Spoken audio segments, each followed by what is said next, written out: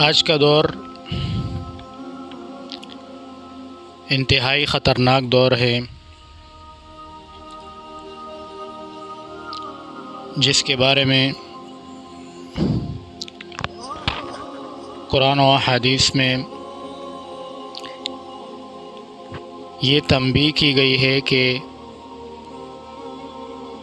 ایک ایسا دور آئے گا کہ انسان اپنا ایمان بچانا اس کے لیے بہت مشکل ہوگا۔ تو میرے خیال میں وہ دور آ چکا ہے، اور جتنے بھی شیطانی قوتیں اور طاقتیں ہیں، ان کی بھرپور کوشش ہے مسلمانوں کو کس طریقے سے ورغلائے، مسلمانوں کو کسی طریقے سے بے حیا کرے، مسلمانوں کو کسی طریقے سے بے لباس کرے۔ ان کی پوری کوشش ہے، اور یہ کوشش آج سے نہیں، یہ ازل سے ہے۔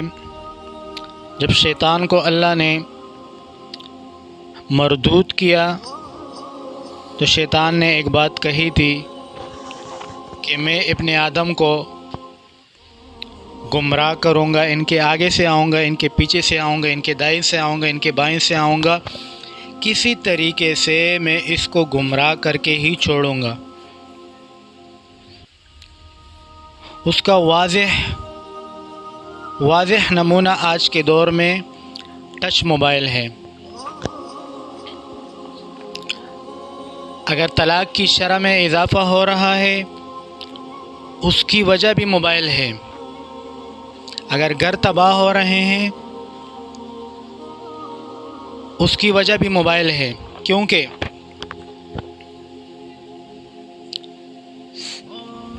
ان موبائلوں میں جو ڈرامے دیکھے جاتے ہیں اور جو فلمیں دیکھی جاتی ہے، اس میں جس طریقے سے عورت اور مرد ایک دوسرے سے اظہار محبت کرتے ہیں، تو ریئل زندگی میں بھی بیوی وہی محبت اپنے شوہر سے مانگتی ہے جس طرح وہ ڈراموں میں دیکھتی ہے۔ حالانکہ یہ ناممکن ہے۔ اگر موبائل اور ڈراموں میں وہ اظہار محبت کا یہی طریقہ کرتی ہے کہ کاغان اور مری کے سفر پہ جا کر وہاں ایک دوسرے کو پھول پیش کرتے ہیں، تو وہ تو ویڈیو بنانے کے لیے، اپنے ویوز بڑھانے کے لیے، اپنے سبسکرائب بڑھانے کے لیے، دنیا کو دکھانے کے لیے، دنیا کو جلانے کے لیے یہ ٹوپی ڈرامے کرتے ہیں۔ شوہر بیچارہ کام سے تک کے آتا ہے، وہ کس طریقے سے یہ آئی لو یو یہ چیزیں یہ کہاں سے وہ کرے گا؟ نہیں کر سکتا ہے۔ آج کے دور میں طلاق کی شرح میں جو اضافہ ہو رہا ہے، تو اس کی ایک بنیادی وجہ ٹچ موبائل ہے۔ اس کے بعد آتے ہیں نوجوان نسل کا گمراہ ہونا، نوجوان نسل کا راستے سے بھٹکنا، خواہ وہ دیندار طبقہ ہے، خواہ وہ غیر دیندار ہے۔ شیطان ہر بندے کے لیے الگ شکل میں آتا ہے۔ دنیا دار کے لیے دنیا دار کے شکل میں آتا ہے، دیندار کے لیے دیندار کے شکل میں آتا ہے۔ میں آج کے دور میں سب سے پہلے میں والدین سے مخاطب ہوں، اور والدین سے میں ایک ہی گزارش کروں گا کہ اگر آپ چاہتے ہیں کہ آپ کی نسل، آپ کی اولاد نہ بگڑے، آپ کو کل یہ اولاد شرمندہ نہ کرے، معاشرے میں آپ کی رسوائی نہ ہو، تو برائے مہربانی اپنی اولاد کو بالغ ہونے سے پہلے موبائل اس کے ہاتھ میں نہ دو۔ جب تک وہ اپنا اچھائی اور برائی نہیں سمجھتا، اس کے ہاتھ میں ٹچ موبائل نہ دو۔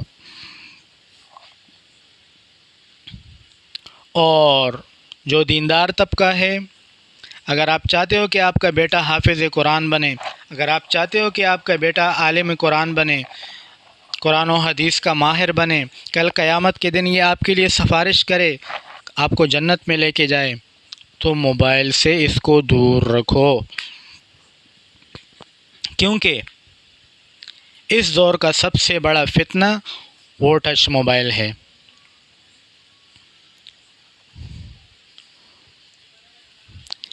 کتنے لوگ مدارس میں جاتے ہیں قرآن حفظ کرنے کے لیے، درمیان میں بھاگ جاتے ہیں۔ کتنے لوگ علم پڑھنے کے لیے مدارس کا چکر لگاتے ہیں، سال 2 سال میں بھاگ کے آتے ہیں۔ کیوں؟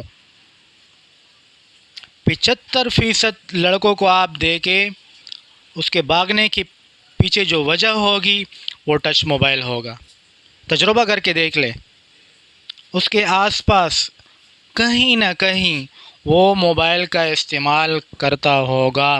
جس بچے کے ہاتھ میں ٹچ موبائل آ گیا، اس سے اب ہاتھ دھو بیٹھو، اب وہ آپ کا نہیں رہا، اب وہ مدرسے کے قابل نہیں رہا۔ اگر جا رہا ہے مدرسے، صرف خانہ پوری کے لیے جاتا ہوگا، باپ کی نظروں سے دور چلا جائے، بس باپ اس کو نہ دیکھے، حق حلال روزی کمانے سے یہ کتراتا ہے۔ چلو مدرسے میں تیار روٹی تو ملتی ہے، دال ساگ، لیکن آپ اس سے پوچھو کہ یہ کیا سیکھ رہا ہے، جس کے لیے صبح جاتا ہے، دوپہر شام میں آتا ہے۔ آپ ذرا اس سے معلومات کرو، یہ کیا پڑھ کے آیا، کیا سیکھ کے آیا۔ تو آخری بار گزارش کروں گا، درد مندانہ اپیل کروں گا کہ موبائل جیسے فتنے کا مکمل بائیکاٹ کریں۔ جب تک آپ کا بچہ اور بچی اپنے خیر اور شر کو نہیں سمجھتا، اس وقت تک اس کے ہاتھ میں موبائل نہ دے۔ شکریہ۔